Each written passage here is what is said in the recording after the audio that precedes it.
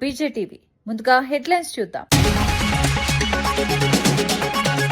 2027 నాటికి పోలవరం పూర్తి లక్ష్యమన్న సీఎం చంద్రబాబు. సాగునీటి సంఘాల భాగస్వామ్యంతోనే నీటి భద్రత సాధ్యమని వెల్లడి. పోలవరం పూర్తయితే లక్షల ఎకరాలకు సాగునీరు అందిస్తామని హామీ. రైతుల ప్రయోజనాలే ప్రభుత్వ ప్రాధాన్యత అన్న చంద్రబాబు. తెలంగాణకు ఏం చేయని బీజేపీ ఎట్లా ఓట్లు అడుగుతోందని సీఎం రేవంత్. జాతీయ నాయకుడితో వచ్చిన ఒక్క మున్సిపాలిటీ గెలవరు అని వ్యాఖ్య. పాలమూరు మెట్రో నిధులు ఇవ్వని బీజేపీపై సీఎం ప్రశ్నలు. బీజేపీ ప్రచారంపై కాంగ్రెస్ శ్రేణులు సిద్ధంగా ఉన్నాయన్న సీఎం. లడ్డూ వివాదంలో చంద్రబాబు పవన్ కళ్యాణ్ పై భూమన ఫైర్. లడ్డూ వాసనపై చంద్రబాబు వ్యాఖ్యలపై స్వతంత్ర విచారణ డిమాండ్. తిరుమల లడ్డూను రాజకీయంగా వాడుకోవడం దుర్మార్గమన్న భూమన. భక్తుల మనోభావాలతో ఆడుకోవద్దని భూమన హెచ్చరిక. పవన్ బీజేపీ పొత్తు తెలంగాణ ప్రజలు ఆలోచించాలన్న పొన్నం. తెలంగాణను మోసం చేసిన బీజేపీతో పవన్ కలవడం తప్పు అని వ్యాఖ్య. రాష్ట్ర వ్యతిరేక శక్తుల పొత్తును ప్రజలు సహించరన్న పొన్నం. మున్సిపల్ ఎన్నికల్లో ఈ పొత్తుకు తగిన బుద్ధి చెబుతారని వ్యాఖ్య. గ్రామ్జీ చట్టం పేదల పొట్టలు కొట్టి కాంట్రాక్టర్లకు మేలు చేస్తోందన్న షర్మిల. 125 రోజుల పని మాటలు హాస్యాస్పదమని వైఎస్ షర్మిల ఫైర్. వైఎస్ హయాంలోనే ఉపాధి హామీ సక్రమంగా అమలైందని వ్యాఖ్య. గ్రామ్జీ చట్టానికి చంద్రబాబు, జగన్, పవన్ మద్దతుపై ప్రశ్న. గ్రామ్జీ చట్టం పేదల పొట్టలు కొట్టి కాంట్రాక్టర్లను బతికించే చట్టమని వైఎస్ షర్మిల తీవ్ర విమర్శలు చేశారు. 100 రోజుల ఉపాధి కూడా సరిగ్గా కల్పించలేని కేంద్ర ప్రభుత్వం ఇప్పుడు 125 రోజుల పని ఇస్తామని చెప్పడం హాస్యాస్పదమని అన్నారు. దివంగత ముఖ్యమంత్రి వైఎస్ రాజశేఖర రెడ్డి హయాంలో పని అడిగిన 15 రోజుల్లోనే ఉపాధి కల్పించేవారని గుర్తు చేశారు. అప్పట్లో పని ప్రదేశాల్లో కనీస సౌకర్యాలు, తాగునీరు అందుబాటులో ఉండేదని, ప్రస్తుతం ఆ పరిస్థితి కూడా లేదని ఆవేదన వ్యక్తం చేశారు. విబీజీ రామ్జీ పథకం ద్వారా రాష్ట్రాలపై ఆర్థిక భారం మోపుతున్నారని విమర్శించారు. ఈ పథకానికి చంద్రబాబు, జగన్, పవన్ కళ్యాణ్ ఎందుకు మద్దతు ఇచ్చారని ప్రశ్నించారు. ఉపాధి హామీ పథకాన్ని పునరుద్దరించేలా కేంద్రంపై ఒత్తిడి తేవాలని, ఈ పరిరక్షణ యాత్రలో ప్రతి ఒక్కరూ భాగస్వామ్యులు కావాలని పిలుపునిచ్చారు. ఎవరైనా మాట్లాడుతున్నారా? మన రాష్ట్రంలో జగన్మోహన్ రెడ్డి గారు ఉన్నారు, వైసీపీ నాయకుడు. రాజశేఖర్ రెడ్డి గారు ఇంత అద్భుతంగా చేసి చూపిన పథకం కదా ఉపాధి హామీ పథకం. మరి జగన్మోహన్ రెడ్డి గారు ఏమైనా వ్యతిరేకించి మాట్లాడుతున్నారా? ఎప్పుడైనా కనిపించారా? మాట్లాడినట్టు ఎప్పుడు కనిపించరు. ఎందుకంటే జగన్మోహన్ రెడ్డి గారు బీజేపీని ఎదిరించే సాహసం ఎప్పుడూ చేయరు. కాబట్టి మన రాష్ట్రంలో 3 పెద్ద పార్టీలు ఉంటే, ఒక వైసీపీ, ఒక టీడీపీ, ఒక జనసేన ఉంటే, ముగ్గురు అందరూ కలిసి బీజేపీకే బినామీలుగా తయారయ్యారు, బీజేపీకే బానిసలుగా తయారయ్యారు. అందుకే ఈరోజు కాంగ్రెస్ పార్టీ ప్రజల కోసం నిలబడాలి అని నిర్ణయించుకుంది. అందుకే కాంగ్రెస్ పార్టీ ఉపాధి హామీ పథకాని కోసం కొట్లాడాల్సి వచ్చినా సరే, ఒక ఉద్యమం చేయాల్సి వచ్చినా సరే, ప్రజల పక్షాన నిలబడాలని నిర్ణయించుకుంది, ప్రజల పక్షాన పోరాడాలని నిర్ణయించుకుంది. అందుకే రాజశేఖర రెడ్డి బిడ్డ ఈ రోజు ఈ ఉపాధి హామీ పరిరక్షణ యాత్ర చేస్తుంది. మిమ్మల్ని అందరినీ కూడా చైతన్యపరచడమే ఈ యాత్ర ముఖ్య ఉద్దేశం. మీ అందరూ కూడా మాట్లాడాలి. మీ అందరూ కూడా చెయ్యి కలిపి ఉపాధి హామీ పని పథకం మాకు పాతదే కావాలి అనేటట్టుగా మీ అందరూ కూడా నోరు విప్పుతేనే ఈ పథకానికి అంతో ఇంతో రక్షించుకోగలం. లేకపోతే బీజేపీ పార్టీ ఈ పథకాన్ని మొత్తానికే తీసేయాలనుకుంటుంది. మళ్లీ చెప్తున్నాం, మిమ్మల్ని హెచ్చరిస్తున్నాం. అందరూ కలిసి ఈ పథకాన్ని కాపాడుకోవాల్సిన అవసరం ఉంది. ఇప్పటికే రాష్ట్రంలో ఎన్నో సమస్యలున్నాయి. బిడ్డలకు ఉద్యోగాలు రావటం లేదు, ప్రత్యేక హోదా ఇవ్వటం లేదు బీజేపీ పార్టీ. వీళ్ళెవ్వరూ వైసీపీ గాని, టీడీపీ గాని, జనసేన గాని ఎవ్వరూ అరగటం లేదు. మన రాజధానికి కావాల్సిన నిధులైతే అప్పులిస్తున్నారు. పోలవరం ప్రాజెక్టు ఎత్తు తగ్గిస్తున్నారు. అదొక గ్రావిటీ బేస్డ్ ప్రాజెక్ట్ కాకుండా ఒక లిఫ్ట్ ఇరిగేషన్ ప్రాజెక్ట్ గా తయారు చేస్తున్నారు. ఇన్ని సమస్యలు ఉండి కూడా ఒక్కరు కూడా మాట్లాడడం లేదు. కాబట్టే ఈ రోజు రాజశేఖర్ రెడ్డి బిడ్డ ప్రజల తరపున మీ దగ్గరకు వచ్చింది. వీటన్నిటి కోసం కొట్లాడాలి. కానీ ఇవన్నీ చేయాలి అంటే మీ సహకారం కూడా కాంగ్రెస్ పార్టీకి అవసరం. మీ అందరూ కాంగ్రెస్ పార్టీని ఆదరించండి. రాహుల్ గాంధీ ప్రధానమంత్రి అయినాక మనకు ప్రత్యేక హోదా 10 సంవత్సరాలు ఇస్తారని మీకు వాగ్దానం చేసి చెప్తున్నాం. మన రాష్ట్రం బాగుపడాలి అంటే చిత్తశుద్ధి ఉన్న నాయకుడు ప్రధానమంత్రి అయితేనే మన రాష్ట్రం బాగుపడుతుంది. చంద్రబాబు నాయుడు, పవన్ కళ్యాణ్ చేసిన వ్యాఖ్యలపై టీటీడీ మాజీ చైర్మన్ భూమన కరుణాకర్ రెడ్డి తీవ్రంగా స్పందించారు. వైసీపీ హయాంలో ప్రీమియర్ డైరీ లడ్డూ నెయ్యిని 351కి సరఫరా చేస్తే చంద్రబాబు హయాంలో అదే సంస్థ 270కే సరఫరా చేసిందని గుర్తు చేశారు. 2018లోనే బోలేబాబా కంపెనీని తీసుకొచ్చింది చంద్రబాబేనని ఆరోపించారు. లడ్డూ వాసన చూసి భక్తులు తగ్గిపోయారని చంద్రబాబు చేసిన వ్యాఖ్యలను తీవ్రంగా ఖండించారు. ఆ మాటపై నిలబడి స్వతంత్ర విచారణ చేయించే దమ్ము చంద్రబాబుకు ఉందా అని ప్రశ్నించారు. తిరుమల లడ్డూ అంశాన్ని రాజకీయంగా వాడుకోవడం తగదని, కోట్లాది భక్తుల మనోభావాలతో ఆడుకోవడం దుర్మార్గమని మండిపడ్డారు. ఈ వ్యాఖ్యలు తిరుమల లడ్డూ వివాదాన్ని మరింత వేడెక్కించాయి. ఆయన అంటున్నాడు పవన్ కళ్యాణ్, నువ్వుల నూనె ఇంత ధరకు వస్తుంది, నెయ్యి 350 రూపాయలకి ఎట్లొస్తా ఉంది అని. పవన్ కళ్యాణ్ గారు, మీ చంద్రబాబు గారి హయాంలో ఈ ప్రీమియర్ డైరీ 271 రూపాయలకే సరఫరా చేసింది. మా హయాంలో 351 రూపాయల కన్నా సరఫరా చేసినారు. నీ హయాంలో 271 రూపాయలకే సరఫరా చేసింది అన్న విషయాన్ని గుర్తు చేస్తున్నా. ఏదో బోలే బాబాను మేమే తెప్పించినట్టు మళ్ళీ మాట్లాడుతుంది. అదే అబద్ధం. ఈరోజు బోలే బాబాను తెప్పించింది చంద్రబాబు గారే. 2018లోనే చంద్రబాబు గారు ఇంకొక మాట అన్నాడు. ఆయన కొండకు పోయితే భక్తులంతా కూడా బాధతో లడ్డు వాసన చూసి భరించలేక అసలు భక్తులు వచ్చేదే తగ్గిపోయినారు కొండకు గత 5 సంవత్సరాలలో అన్నారు. ఈ మాట మీద చంద్రబాబు నిలబడి విచారణ చేయించాల. ఆ 5 సంవత్సరాలలో నిజంగా భక్తుల సంఖ్య తగ్గిందా అన్నటువంటి విషయం మీద విచారణ చేయించే దమ్ముందా చంద్రబాబు నాయుడు గారికి అని అడుగుతున్నా నేను. తెలంగాణ మున్సిపల్ ఎన్నికల్లో పవన్ కళ్యాణ్ తో బీజేపీ పొత్తును మంత్రి పొన్నం ప్రభాకర్ తీవ్రంగా వ్యతిరేకించారు. తెలంగాణను అవమానించేలా మాట్లాడిన పవన్ కళ్యాణ్ తో నిధులివ్వకుండా రాష్ట్రాన్ని మోసం చేసిన బీజేపీ కలిసి రావడంపై ప్రజలు ఆలోచించాలని కోరారు. తెలంగాణ ప్రయోజనాలకు వ్యతిరేకంగా వ్యవహరించిన ఈ 2 పార్టీలు కలిసి రాజకీయ లబ్ధి పొందాలని చూస్తున్నాయని విమర్శించారు. రాష్ట్ర అభివృద్ధికి ఎలాంటి సహకారం అందించని బీజేపీ, పవన్ కళ్యాణ్ కలిసి ప్రజలను మభ్యపెట్టే ప్రయత్నం చేస్తున్నాయని ఆరోపించారు. ఈ రాష్ట్ర వ్యతిరేక విధానాలను మేధావులు, ప్రజలు సహించబోరని హెచ్చరించారు. మున్సిపల్ ఎన్నికల్లో తెలంగాణ ప్రజలు ఈ పొత్తుకు తగిన బుద్ధి చెబుతారని ధీమా వ్యక్తం చేశారు. ఈ వ్యాఖ్యలు ఎన్నికల ప్రచారంలో రాజకీయ వేడిని పెంచాయి. ఈ రోజు తెలంగాణ మీద విషం చల్లుతున్నటువంటి పవన్ కళ్యాణ్ తోటి ఎలా తెలంగాణలో బీజేపీ పొత్తు పెట్టుకొని ప్రజల దగ్గరికి వస్తా ఉన్నది. స్వయంగా తెలంగాణ వ్యతిరేకించేటువంటి విధంగా భారతీయ జనతా పార్టీ అవలంబిస్తూ తెలంగాణకు నిధులు ఇవ్వకుండా తెలంగాణ కళ్ళు పడితే ఆంధ్ర కొబ్బరి చెట్లు ఎండిపోతున్నాయి అనేటువంటి పరిస్థితులలో ఆయన కొండగట్టుకు వస్తే ఉప ముఖ్యమంత్రిగా స్వాగతం చెప్తాం, మనం కూడా తిరుపతికి వెళ్తాం. కానీ తెలంగాణ ప్రజలను అవమానపరిస్తే, తెలంగాణ ఏర్పాటు పట్ల వివక్షపూరితంగా మాట్లాడితే ఎవరు చూస్తూ ఊరుకోరు. అటువంటి వ్యక్తులతోటి పొత్తు పెట్టుకున్న భారతీయ జనతా పార్టీ పట్ల తెలంగాణ ఉద్యమకారులు, తెలంగాణ ప్రజలు ఆలోచన చేయాలని సందర్భంగా కోరుతూ, బీజేపీ నాయకులు మున్సిపల్ ఎన్నికల ప్రచారానికి భాజపా జాతీయ అధ్యక్షుడిని తీసుకొచ్చారని సీఎం రేవంత్ రెడ్డి విమర్శించారు. పాలమూరు రంగారెడ్డి ప్రాజెక్టుకు జాతీయ హోదా ఇవ్వలేదని, హైదరాబాద్ మెట్రోకు నిధులివ్వలేదని గుర్తు చేశారు. మూసీ నది అభివృద్ధికి నిధులివ్వకపోయినా, రీజనల్ రింగ్ రోడ్డు పూర్తి చేయకపోయినా ఇప్పుడు జాతీయ నాయకుడిని ఎందుకు తీసుకొచ్చారని ప్రశ్నించారు. తెలంగాణకు ఏం చేయని బీజేపీ ప్రజలను ఎలా ఓట్లు అడుగుతోందని విమర్శించారు. దేశంలోని భాజపా అగ్రనేతలందరినీ ప్రచారానికి తీసుకొచ్చినా ఒక్క మున్సిపాలిటీ కూడా గెలవకుండా కాంగ్రెస్ కార్యకర్తలు చూసుకుంటారని ధీమా వ్యక్తం చేశారు. ఈ వ్యాఖ్యలు ఎన్నికల ప్రచారంలో హాట్ టాపిక్ గా మారాయి. 2 సంవత్సరాలు పూర్తి చేసుకున్న సందర్భంగా మున్సిపల్ ఎన్నికలు వచ్చినాయి. ఈ మున్సిపల్ ఎన్నికల సందర్భంగా నిన్న ఒక ఆయన ఢిల్లీ నుంచి వచ్చిండు. లావు మనగాడు లడాయికి పోతేనంట వెనకాల 3 నూకుడు మనగాళ్ళు వచ్చిరట. భారతీయ జనతా పార్టీ అధ్యక్షుడు, జాతీయ అధ్యక్షుడు నిన్న పాలమూరుకు వచ్చిండు.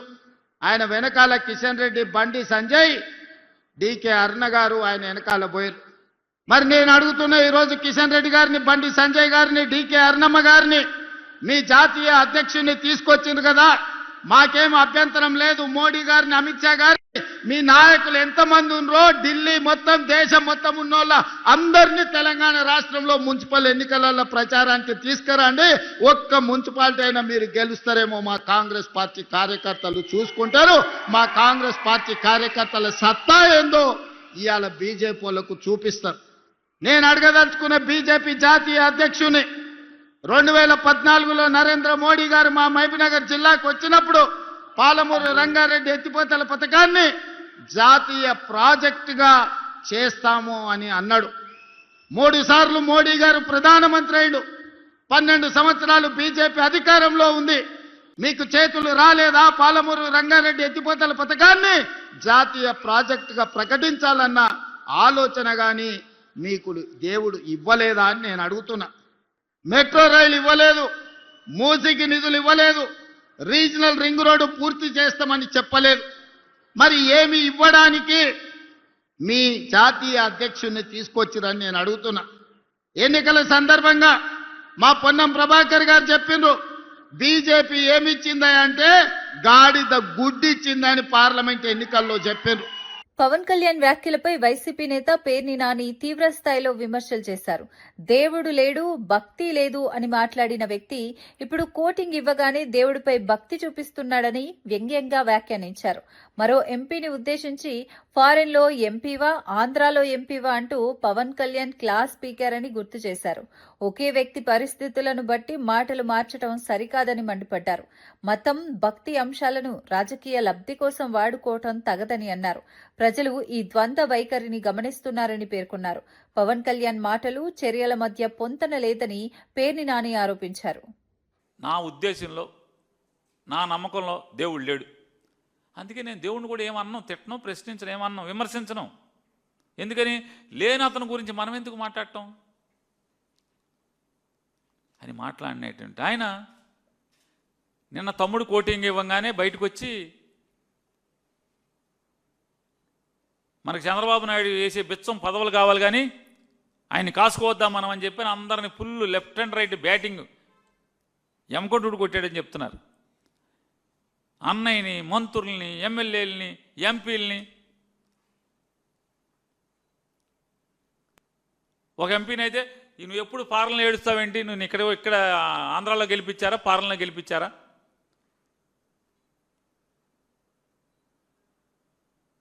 ఆ ఎంపీని తిడతాడు. వీళ్ళందరూ తిట్టాక ఒక్కొక్కడు బయలుదేరిపోయారు.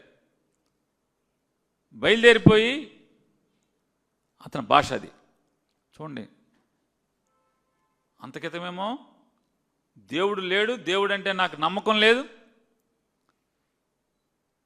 ఇదంతా మిథ్య అని చెప్పి మాట్లాడినట్టు అతను నిన్న మేము సనాతన హిందువుని, జగన్మోహన్ రెడ్డి గారు నువ్వు క్రిస్టియన్వి, మా మతం జోలికి రాబాకు, మా మతాన్ని అపచారం చేయబాకు, అపవిత్రం చేయబాకు, అయి చేయబాకు, ఈ చేయబాకు అన్నాడు.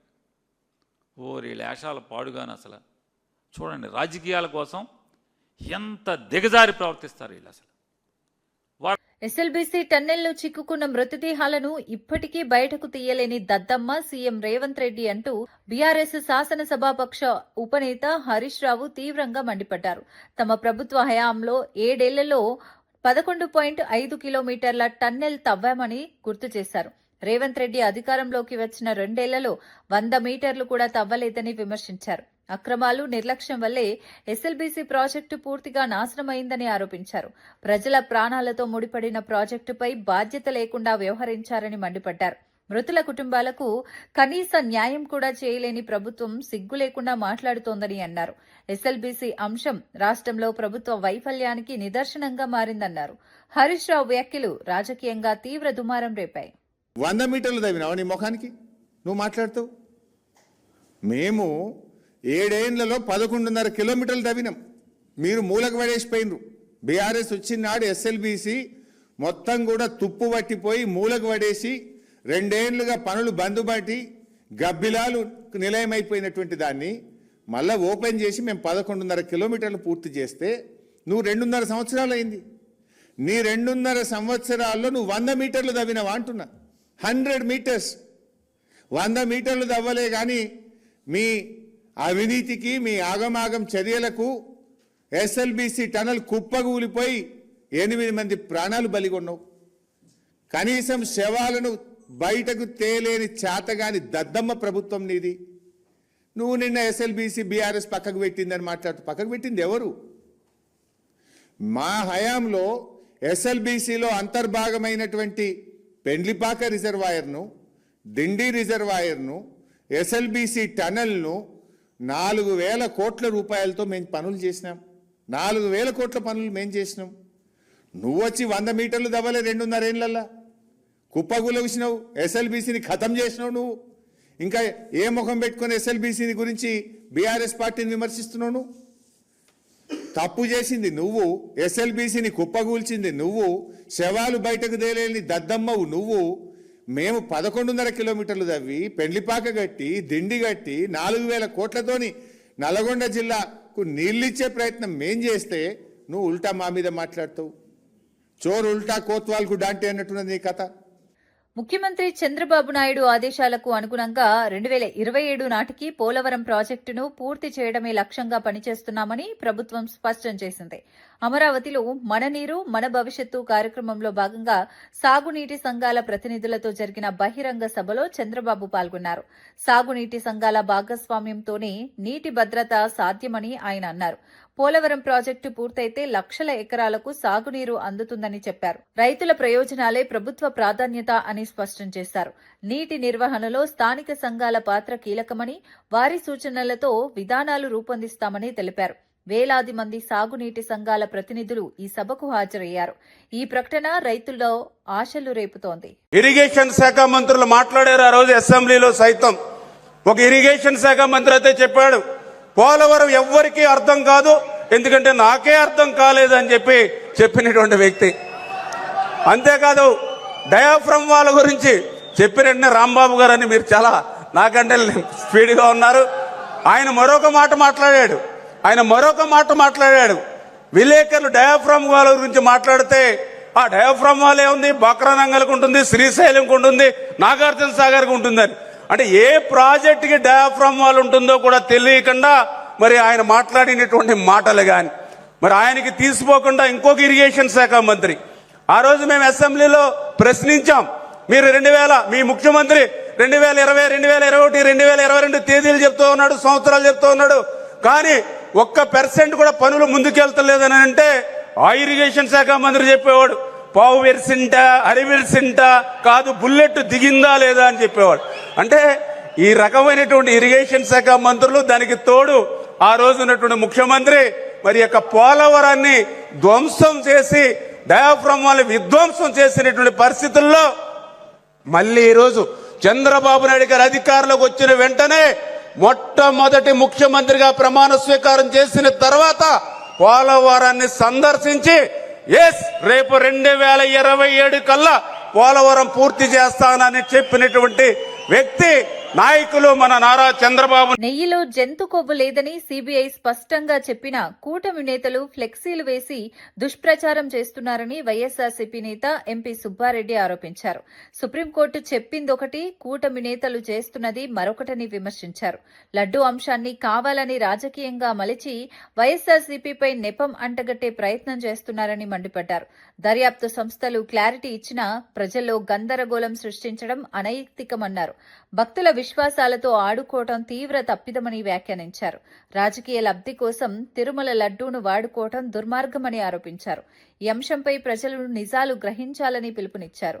లడ్డూ వివాదం మరోసారి రాజకీయ వేడిని పెంచింది.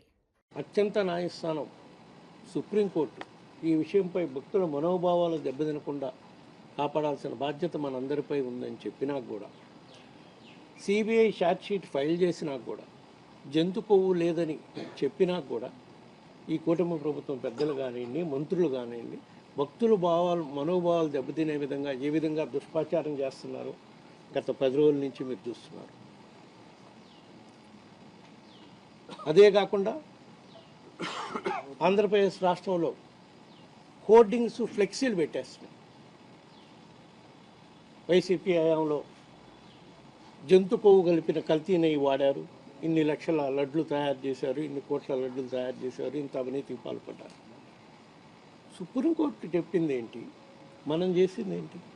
సిట్ ఏం చెప్పింది? జంతు కొవ్వు లేదని చెప్పి సిబిఐ స్పష్టంగా చెప్పినా కూడా ఈ విధంగా ఫ్లెక్సీలు వేసి దుష్ప్రచారం చేయటం అంటే వైఎస్ఆర్ కాంగ్రెస్ పార్టీకి కుట్రపూరితంగా ఆ నెపం అంటగట్టాలనే దుర్దులతోనే ఈ కూటమి ప్రభుత్వం పెద్దలు చేస్తున్నారనేది క్లియర్గా అర్థమవుతుంది. చంద్రబాబు నాయుడు తన రాజకీయ లబ్ధి కోసం వెంకటేశ్వర స్వామిని వాడుకుంటున్నారని వైఎస్ఆర్సీపీ లోక్సభ పక్ష నేత మిథున్ రెడ్డి తీవ్ర ఆరోపణలు చేశారు. చంద్రబాబు చెప్పిన మాటలు తప్పని సిట్ స్పష్టంగా తేల్చిందన్నారు. ఆ నిజాలు బయటకు రావడంతో అంబటి రాంబాబు, జోగి రమేష్ ఇళ్లపై దాడులు జరిగాయని ఆరోపించారు.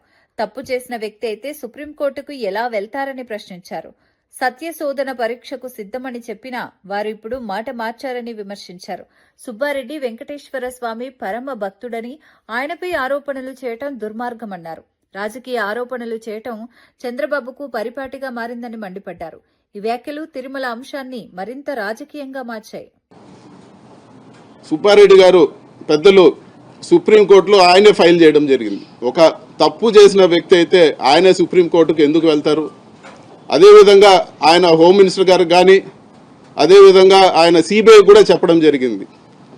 పాలిగ్రాఫ్ టెస్టు లేకపోతే ఎటువంటి సత్యశోధన పరీక్షకైనా నేను సిద్ధము అని చెప్పారు. ఒక తప్పు చేసిన వ్యక్తి అలా ఎందుకు చెప్తారని చెప్పి కూడా ఈరోజు నేను తెలియజేస్తా ఉన్నాను. అంత దేవుడు అంటే అంత ఆయన సొంత డబ్బులు ఖర్చు పెట్టి ఎన్నో గుళ్ళు గోపురాలు కట్టించడం జరిగింది. నిత్యం రోజు కూడా అతని ఇంట్లో ఒక గోశాల ఉంది.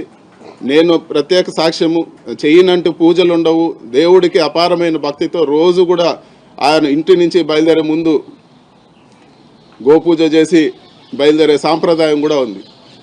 అటువంటి భక్తుల్ని పట్టుకొని ఈరోజు రకరకాల ఆరోపణలు చేస్తూ ఆయన సత్యశోధన పరీక్షకు సిద్ధమన్నా కూడా ఈరోజు రాజకీయ లబ్ధి కోసము ఇటువంటి తప్పుడు ఆరోపణలు చేయడం చాలా హేయమైన రాజకీయము. ఇటువంటి దేవుణ్ణి వాడుకొని రాజకీయాలు చేయడం మానుకోమని చెప్పి కూడా నేను ఈరోజు తెలుగుదేశం పార్టీని కోరుతా ఉన్నాను. మీరు ఒక స్టేట్మెంట్ ఇచ్చినారు, ఒక దీని వరకు అయిపోయింది. సిట్ ఈరోజు దాన్ని క్లారిటీ కూడా ఇచ్చింది. ఇంకా వదిలేసి ప్రజల బాగోగులు చూసుకోవాలని చెప్పి కూడా మేము కోరుతా ఉన్నాం. ఈరోజు మొత్తం కూడా ఈ రాజకీయాలన్నీ కూడా రకరకాల ఆరోపణలు చేయడము, మళ్ళీ తోకముడిచిపోవడం ఈ మధ్యలో చూస్తూనే ఉన్నాము. అదేవిధంగా ఈరోజు ఈ ఆరోపణలు కూడా పూర్తి నిరాధారం అని చెప్పి కూడా ఈరోజు అడ్డగోలు హామీలిచ్చి అధికారంలోకి వచ్చిన కాంగ్రెస్ పార్టీ ఇచ్చిన ఒక్క హామీని కూడా అమలు చేయలేదని బీఆర్ఎస్ వర్కింగ్ ప్రెసిడెంట్ కేటీఆర్ తీవ్రంగా విమర్శించారు. కేసీఆర్ కు పేరొస్తుందని కళ్యాణలక్ష్మి, షాదీ ముబారక్ వంటి పథకాలను కూడా పక్కన పెట్టేశారని ఆరోపించారు. కాంగ్రెస్ పార్టీ మాటలు నమ్మితే ప్రజలు మరోసారి మోసపోతారని హెచ్చరించారు. మున్సిపల్ ఎన్నికల్లో కాంగ్రెస్ కు ఓటు వేస్తే అదే పరిస్థితి కొనసాగుతుందని అన్నారు. బీఆర్ఎస్ హయాంలో అమలైన సంక్షేమ పథకాలను ప్రజలు గుర్తు చేసుకోవాలని పిలుపునిచ్చారు. ప్రజా సమస్యలపై కాంగ్రెస్ కు చిత్తశుద్ది లేదని మండిపడ్డారు. ఉన్నాయి తీసేసాం. ఇక్కడ వాళ్ళకన్నా గతంలో కేసీఆర్ కిట్ వచ్చిన వాళ్ళు ఉన్నారా? కేసీఆర్ కిట్ వచ్చిన చేయలేవట్టు వచ్చిందా?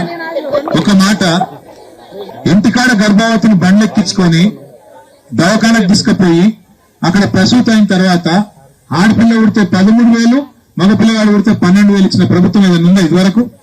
ఇందిరమ్మ, ఇంతకు ముందున్న సోనియమ్మ వాళ్ళని ఇచ్చిర్రా? ఎవరు కేసీఆర్ సార్ ఇచ్చిండు. ఇవాళ ఉందా మరది? తీసి పారేసిరు. అది మంచి పథకమా చెడ్డ పథకమా? మరి ఎందుకు తీయాలి? లేడీస్ కి ఇచ్చే పథకం తీయచ్చా? కేసీఆర్ పేరుంటే మార్చుకో పేరు, మేము వద్దన్నమా? ఇందిరమ్మ కిట్ అని పెట్టుకో, మేము వద్దన్నమా? కానీ కేసీఆర్ మీద కోపంతో కేసీఆర్ కిట్ తీసేసిండు. కేసీఆర్ ఉన్నప్పుడు మీకు రంజాన్ తోఫా వస్తుంది, యాదుకుందా చెల్లె వెనకాల ఉన్న మా ముస్లిం ఆడబిడ్డలు వస్తుండేనా? ఇలా వస్తుందా రంజాన్ తోఫా? క్రిస్మస్ కు క్రిస్మస్ కానుక వస్తుండే, బతుకమ్మకు బతుకమ్మ సీర వస్తుండే. ఈసారి బతుకమ్మకు సీర పెట్టిండా రేవంత్ రెడ్డి? వచ్చినాయా? కనీసం రైక పెట్టిండా? సీర లేదు, రైక లేదు, ఏమీ లేదు. ఉన్న బిజినెస్ అన్ని ఉందంటే అది నాశనం చేసిండు. మరి ఆయన గుద్దుదాం మరి కాంగ్రెస్ కోట్లు? ఇదివరకు ఉన్న పిల్లగాని మీద కోపంతో మళ్ళీ కాంగ్రెస్ కోట్లు గుద్దుతే రేవంత్ రెడ్డి ఏమనుకుంటాడు అంటే, నేను సీర పెట్టకపోయినా, రైక పెట్టకపోయినా, 4,000 పెన్షన్ ఇవ్వకపోయినా, నెలకు 2,500 ఇవ్వకపోయినా, చెప్పినట్టు స్కూటీ ఇవ్వకపోయినా, ఏమి ఇవ్వకపోయినా నాకే గుద్దుతున్నారు, ఫ్రీ బస్ కే గుద్దుతున్నారు. కాబట్టి నేను ఏమి ఇచ్చే అవసరం లేదు, ఏం కాదు, నేను సపరేట్ ఇట్లే ఉంటా అనుకుంటున్నా అనుకోడా? బీఆర్ఎస్ హయాంలో చొప్పదండి నియోజకవర్గాన్ని ఎప్పుడూ పట్టించుకోలేదని ఎమ్మెల్యే మేడిపల్లి సత్యం విమర్శించారు. సీఎం రేవంత్ రెడ్డి నాయకత్వంలోని కాంగ్రెస్ ప్రభుత్వం అధికారంలోకి వచ్చిన తర్వాత చొప్పదండికి భారీ అభివృద్ది నిధులు మంజూరయ్యాయని తెలిపారు. దాదాపు 200 కోట్ల రూపాయలతో young India integrated residential school, degree కాలేజీతో పాటు అడ్వాన్స్డ్ టెక్నాలజీ సెంటర్కు అనుమతులు వచ్చాయని చెప్పారు. ఇది నియోజకవర్గ యువత భవిష్యత్తుకు మైలురాయిగా నిలుస్తుందన్నారు. గతంలో అభివృద్ది మాటలకే పరిమితమైందని, ఇప్పుడు పనులు కనిపిస్తున్నాయని పేర్కొన్నారు. విద్య, నైపుణ్యాభివృద్ధి ద్వారా యువతకు ఉపాధి అవకాశాలు పెరుగుతాయని తెలిపారు. ప్రజలు ఈ మార్పును గమనిస్తున్నారని, అభివృద్ధి కొనసాగుతుందని ధీమా వ్యక్తం చేశారు. రేవంత్ రెడ్డి గారి నాయకత్వం పట్ల విశ్వాసంతో వారు ముఖ్యమంత్రి అయితే ఈ చొప్పదండి నియోజకవర్గం మాకు ఇటు సాగునీటి రంగంలో గాని, తాగునీటికి గాని, ఇటు మౌలిక వసతుల కల్పన కోసం గత 10 సంవత్సరాలు పరిపాలించినటువంటి ఆనాటి ముఖ్యమంత్రి చంద్రశేఖరరావు గారు ఈ నియోజకవర్గాన్ని ఏనాడు కూడా పట్టించుకోలేదు. కానీ మన అందరి అభిమాన నాయకుడు రేవంత్ రెడ్డి గారు ముఖ్యమంత్రి అయినాక అతి కొద్ది నెలల్లోనే ఈ నియోజకవర్గానికి 200 కోట్ల రూపాయలతోటి young India integrated residential school మనకు మంజూరు చేసిన ముఖ్యమంత్రి గారికి నేను శిరస్సు వంచి ధన్యవాదాలు తెలియజేస్తున్నా. అంతేకాదు ఈ నియోజకవర్గంలో కనీసం ఒక్క డిగ్రీ కాలేజ్ లేదు. సార్ మా నియోజకవర్గంలో ఒక డిగ్రీ కాలేజ్ లేదు, మీరు ఖచ్చితంగా మంజూరు చేయాలంటే డిగ్రీ కాలేజే కాదు దానికి సంబంధించినటువంటి బడ్జెట్ శాంక్షన్ ఇస్తున్నా, పోస్టులు ఇస్తున్నా అని చెప్పి శాంక్షన్ చేసిన ఈ నియోజకవర్గంలో ఈ వచ్చే విద్యా సంవత్సరం నుంచి మనకు డిగ్రీ కాలేజ్ కూడా శాంక్షన్ చేయించారు మన గౌరవ ముఖ్యమంత్రి గారు. ఇలా టెక్నికల్ సంబంధించి advanced training centre. Rahul Gandhi నిర్ణయం మేరకు దేశంలో ఏ రాష్ట్రం చేయని సాహసం చేసి తెలంగాణలో కులగణన నిర్వహించామని మంత్రి తుమ్మల నాగేశ్వరరావు తెలిపారు. సీఎం రేవంత్ రెడ్డి నాయకత్వంలో కులాల వారీగా పూర్తి స్థాయి లెక్కలు తీసిన ఘనత కాంగ్రెస్ ప్రభుత్వానిదన్నారు. ఈ కులగణన లెక్కల ఆధారంగా బీసీలకు 42% రిజర్వేషన్లు కల్పించేందుకు ప్రభుత్వం పోరాటం చేస్తోందని చెప్పారు. తెలంగాణ చేపట్టిన కులగణన దేశానికే రోల్ మోడల్గా నిలిచిందని అన్నారు. అందుకే కేంద్ర ప్రభుత్వం కూడా దేశవ్యాప్తంగా కులగణనకు పూనుకుందని పేర్కొన్నారు. సామాజిక న్యాయం సాధించడమే కాంగ్రెస్ లక్ష్యమని స్పష్టం చేశారు. అన్ని వర్గాల సంక్షేమానికి ఈ కులగణన ఉపయోగపడుతుందని తెలిపారు. ఈ ప్రకటన రాజకీయంగా ప్రాధాన్యం సంతరించుకుంది. అసాధ్యమనే అట్ని సుసాధ్యం చేయటమే ఆయన లక్ష్యంగా సామాన్యుడైనటువంటి రేవంత్ రెడ్డి గారిని, మామూలు మనిషి అయినటువంటి రేవంత్ రెడ్డి గారిని ముఖ్యమంత్రి చేసినటువంటి తెలంగాణ ప్రజల యొక్క రుణాలు తీర్చుకోవటం కోసం, వాళ్ళ ఆశలు నెరవేర్చడం కోసం, వాళ్ళ అవసరాలు తీర్చడం కోసం కాంగ్రెస్ పార్టీ ప్రతినిధిగా సోనియా గాంధీ గారు పంపిస్తే మీరు ఆశీర్వదిస్తే ఈనాడు ముఖ్యమంత్రిగా సుదీర్ఘకాలం ఈ తెలంగాణ రాష్ట్రాన్ని పట్టి పీడిస్తున్నటువంటి శాశ్వత సమస్యలకి పరిష్కారం చేసినటువంటి రేవంత్ రెడ్డి గారు. మీకు తెలుసు కులగణన అనేది అందరి కోరిక. ఈ యొక్క జాతికి ఏ కులం ఎంతమంది ఉంటే వాళ్ళకి అన్ని అవకాశాలు రావాలి, సామాజిక పరంగా, రాజ్యాంగ పరంగా, ఉద్యోగ పరంగా జీవితాల్లో వెలుగులు నింపాలి అని రాహుల్ గాంధీ గారి యొక్క కోరిక మేరకి, కాంగ్రెస్ పార్టీ నిర్ణయం మేరకి గుండె ధైర్యంతో భారతదేశంలో కులగణన చేసినటువంటి ఏకైక ముఖ్యమంత్రి రేవంత్ రెడ్డి గారు అని చెప్పి మీకు ఈ సందర్భంగా మనం చేస్తున్నాం. అందుకని ఈరోజు బీసీ జనాభాకు తగ్గట్టుగా అన్ని రకాలుగా ఉద్యోగాల్లో, రాజకీయాల్లో క్యాంపు కార్యాలయంలో ముఖ్యమంత్రి చంద్రబాబు నాయుడు కార్మిక శాఖపై సమీక్ష నిర్వహించారు. పరిశ్రమలకు అవసరమైన ఆధునిక నైపుణ్యాలను కార్మికుల్లో పెంచాలని సీఎం ఆదేశించారు. జిల్లాల వారీగా, రంగాల వారీగా కార్మికుల డేటాబేస్ రూపొందించాలని సూచించారు.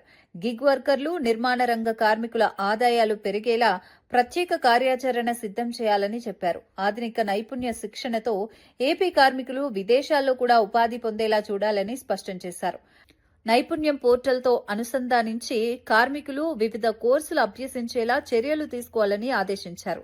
ఈ సమీక్షకు మంత్రి వాసంశెట్టి సుభాష్, ఉన్నతాధికారులు హాజరయ్యారు. కార్మికుల భవిష్యత్తుపై ప్రభుత్వం ప్రత్యేక దృష్టి పెట్టిందని అధికారులు తెలిపారు.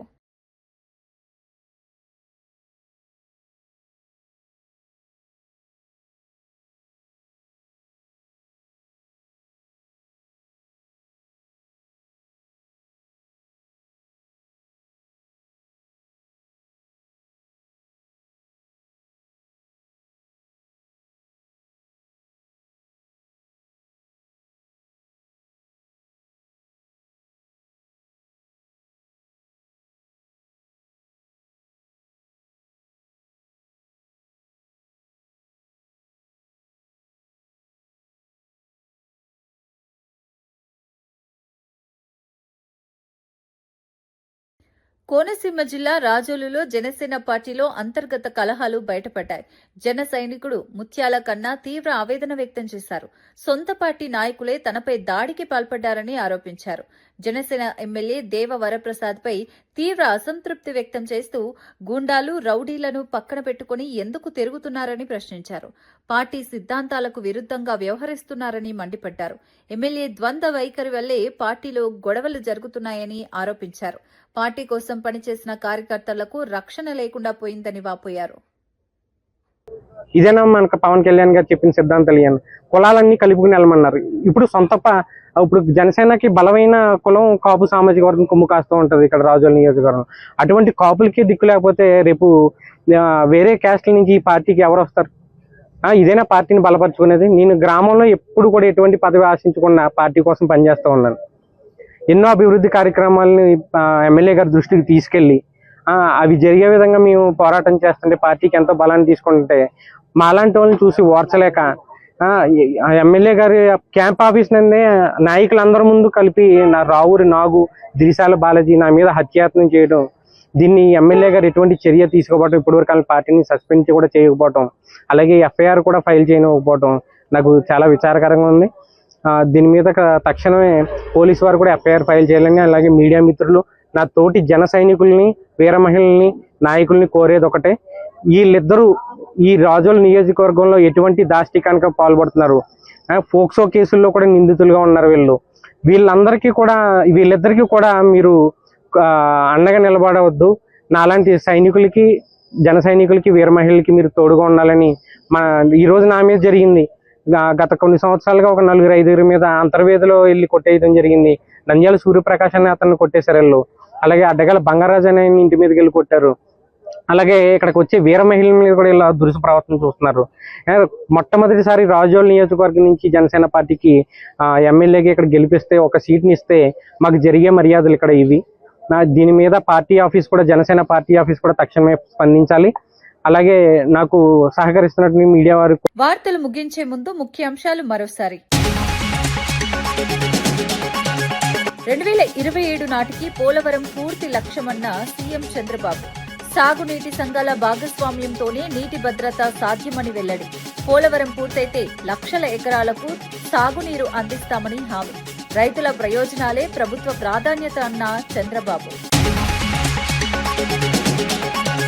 తెలంగాణకు ఏం చేయని బీజేపీ ఎట్లా ఓట్లు అడుగుతోందని సీఎం రేవంత్. జాతీయ నాయకుడితో వచ్చిన ఒక్క మున్సిపాలిటీ గెలవరు అని వ్యాఖ్య. పాలమూరు మెట్రో నిధులు ఇవ్వని బీజేపీపై సీఎం ప్రశ్నలు. బీజేపీ ప్రచారంపై కాంగ్రెస్ శ్రేణులు సిద్ధంగా ఉన్నాయన్న సీఎం. లడ్డూ వివాదంలో చంద్రబాబు, పవన్ కళ్యాణ్ పై భూమన ఫైర్. లడ్డూ వాసనపై చంద్రబాబు వ్యాఖ్యలపై స్వతంత్ర విచారణ డిమాండ్. తిరుమల లడ్డూను రాజకీయంగా వాడుకోవడం దుర్మార్గమన్న భూమన. భక్తుల మనోభావాలతో ఆడుకోవద్దని భూమన హెచ్చరిక. పవన్ బీజేపీ పొత్తు తెలంగాణ ప్రజలు ఆలోచించాలన్న పొన్నం. తెలంగాణను మోసం చేసిన బీజేపీతో పవన్ కలవడం తప్పు అని వ్యాఖ్య. రాష్ట్ర వ్యతిరేక శక్తుల పొత్తును ప్రజలు సహించరన్న పొన్నం. మున్సిపల్ ఎన్నికల్లో ఈ పొత్తుకు తగిన బుద్ధి చెబుతారని వ్యాఖ్య. గ్రామ్జీ చట్టం పేదల పొట్టలు కొట్టి కాంట్రాక్టర్లకు మేలు చేస్తోందన్న షర్మిల. 125 రోజుల పని మాటలు హాస్యాస్పదమని వైఎస్ షర్మిల ఫైర్. వైఎస్ హయాంలోనే ఉపాధి హామీ సక్రమంగా అమలైందని వ్యాఖ్య. గ్రామ్జీ చట్టానికి చంద్రబాబు, జగన్, పవన్ మద్దతుపై ప్రశ్న. ఇవి ఈనాటి వార్తా విశేషాలు. మరో బులెటిన్లో మళ్ళీ కలుద్దాం. నమస్కారం.